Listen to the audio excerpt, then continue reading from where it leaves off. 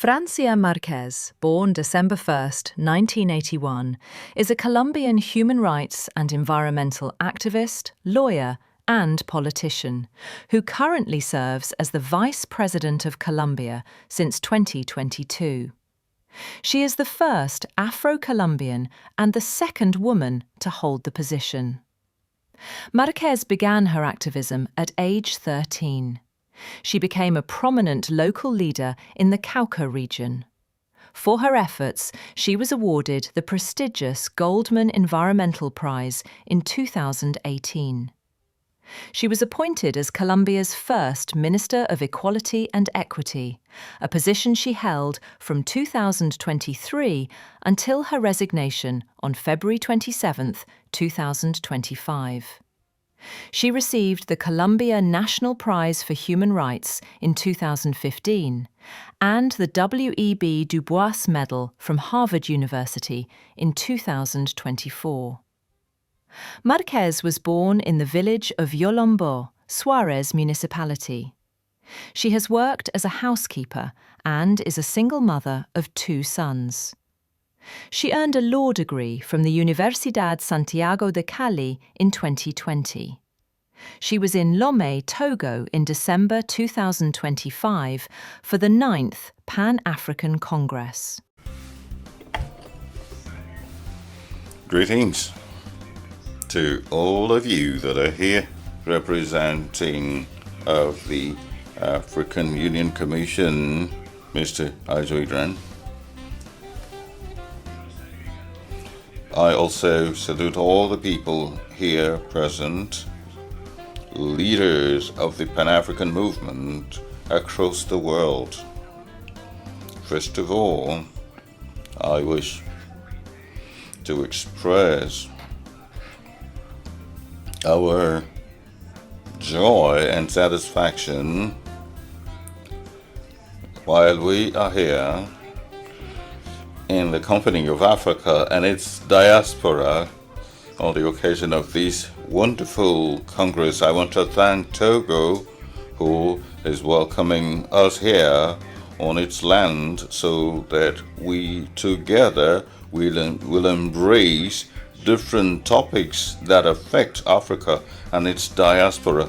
The government of Colombia, through our President Gustavo Petro, the first government, the first progressist government of the history of our country, is very honored to be here with you.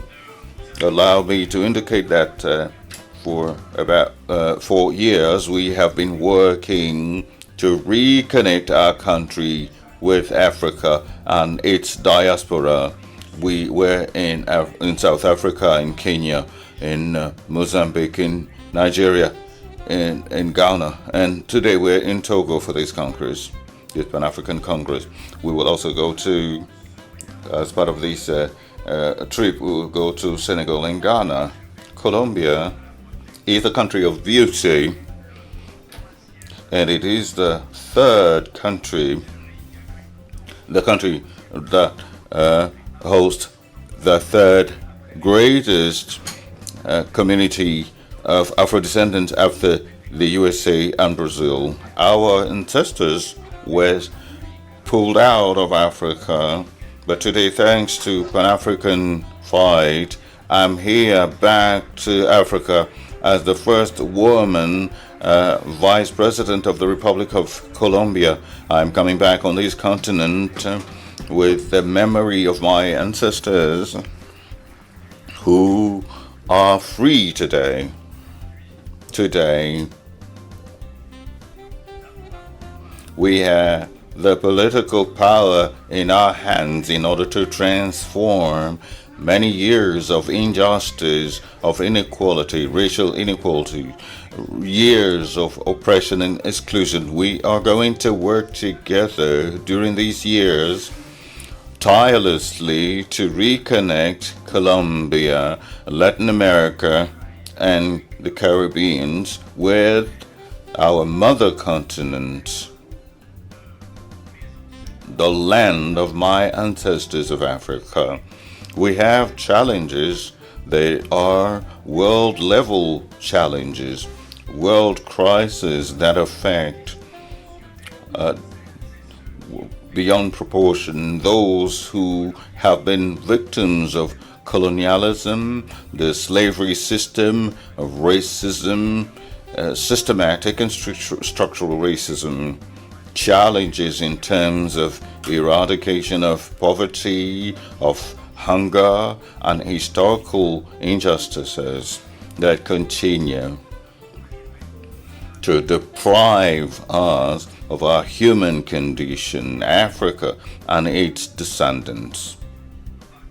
We share challenges in terms of climate change that are rooted in colonialism, slavery, racism, and patriarchy that are the fundamental basis of a killer policy that endanger lives on earth, life that is being quenched here in our common house. These shared challenges of climate change is, however, felt by we that are suffering major losses, we Africans and people of African descent and people that are the indigenes of America. Besides, we share a great opportunity, a united Africa. Africa counts more than 50 countries, and Latin America has more than 33 countries. And we count for more than 2 billion people that have the same history. Here we are to join hands together to build a future for Pan-Africanism. And these involve the United Nations, and we represent within this institution 24% of the world population. Unfortunately, our leaders have not fully understood that South-South cooperation is a major hallmark on our way, and that needs to be reinforced. Coming from Colombia all the way to Togo, to go to any other African country from Colombia requires more than 50 hours of traveling.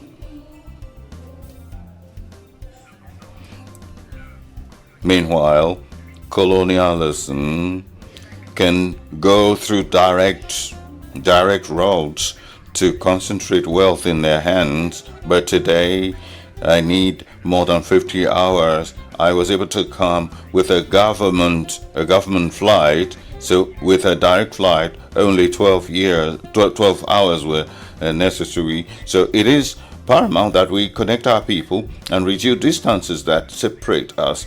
It is unbelievable that we will not have more direct combinations and links among our countries. I am here supported by a delegation of business owners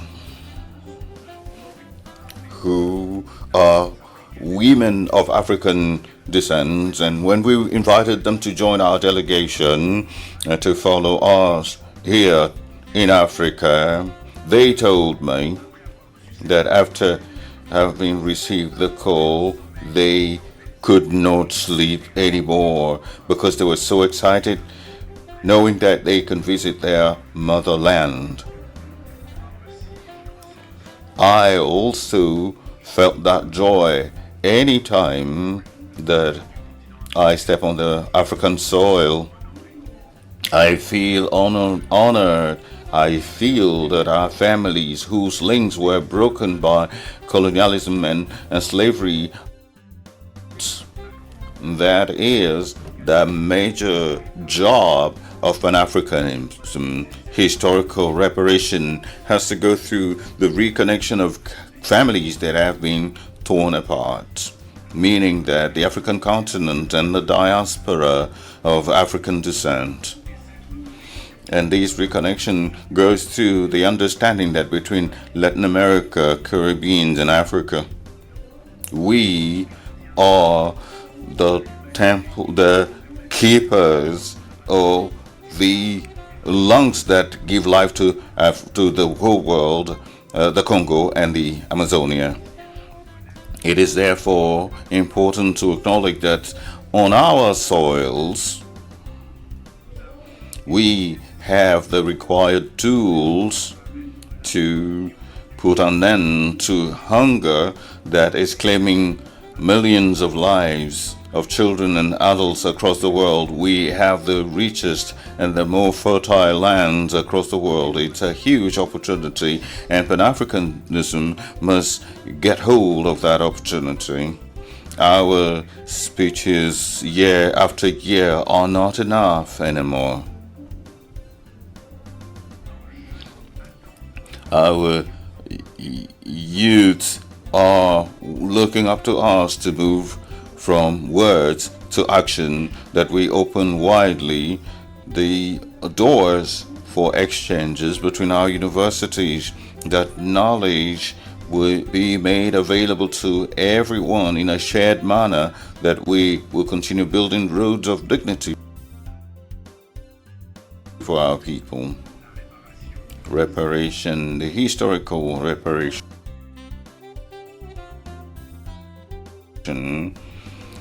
demand on us to continue working tirelessly to put an end to racism, which in the case of Colombia has made Afro-descendants to feel that they have no roots, they have no origin, that they should be afraid, they should be ashamed of their African heritage. But I can say today that I am a woman of African descent, and we're going to work together to restore our dignity. I can proudly tell you that the people will never give up. Thank you very much. The government of Colombia is committed to emancipate our people. The government of Colombia is committed to defend peace, social justice, and dignity of all people, and particularly the people of African descent. That's why we have supported within the United Nations a series of efforts so that the UN system would formally understand and know African descent as such. We're going to work together for the acknowledgement of women and young ladies of African descent in order to support life, but also to preserve our identity, our cultural identity. We will continue working so that Africa, Latin America, and the Caribbean will be united and speak with the same voice. And we are working to organize in March next year a forum, a high-level forum between Latin America, the Caribbean, and Africa. That job is led by Colombia as a country in chairing the community of Caribbean and Latin American countries, and we are going to put our efforts so that this major meeting of March next year will be a historical gathering. Thank you very much for welcoming us here. We will continue working until dignity become a reality for all. Thank you, Madam Marcia Elena. Thank you, Vice President.